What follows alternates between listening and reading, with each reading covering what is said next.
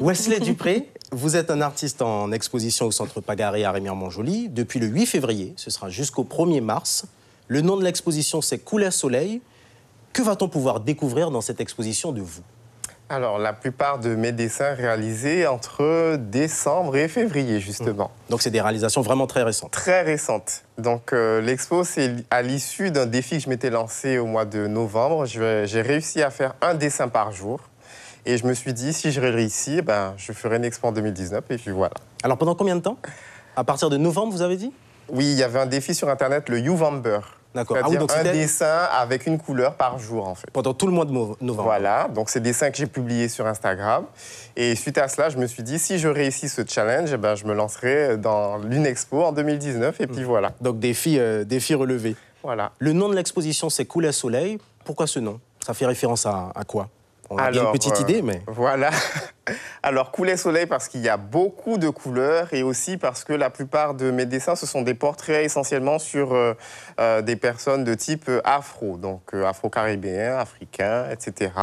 Donc, je souhaitais mettre en valeur, en fait, la beauté noire, puisque Black is Beautiful, suite à un moment avec un élève à Saint-Laurent, je me suis rendu compte que le combat est encore d'actualité.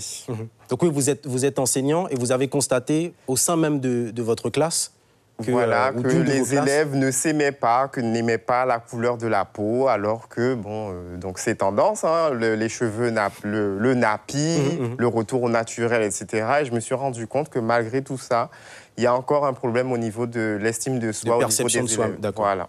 Alors, beaucoup de personnages, vous l'évoquiez dans vos œuvres, des personnages historiques aussi, comme Frédéric Douglass, célèbre abolitionniste afro-américain, Abraham Lincoln, Édouard Glissant, la cantatrice Leontyne Price, des artistes connus comme la chanteuse Brandy, Janet Jackson. Comment est-ce que vous choisissez vos personnages? Je traîne sur Internet comme tout le monde et je choisis une image que j'aime bien et voilà. D'accord, donc c'est avant tout un défi technique. Vous ne vous considérez pas comme un artiste particulièrement engagé?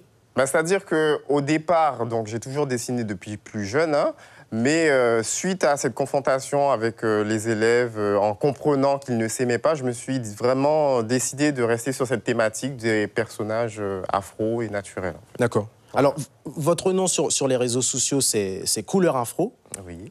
Vous êtes vraiment dans cette thématique-là en permanence. Vous avez une autre phase de votre parcours créatif qui vous a amené à dessiner d'autres types de thématiques?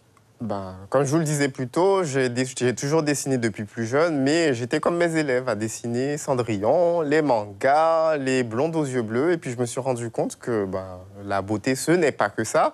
Et surtout, je le répète encore, hein, pour mes élèves, je me suis rendu compte qu'ils ne se disent pas qu'ils sont beaux. Et donc c'est le message que je souhaite faire passer au travers de mes dessins. Voilà. Suivez l'info sur Guyana Première, télé, radio et Internet.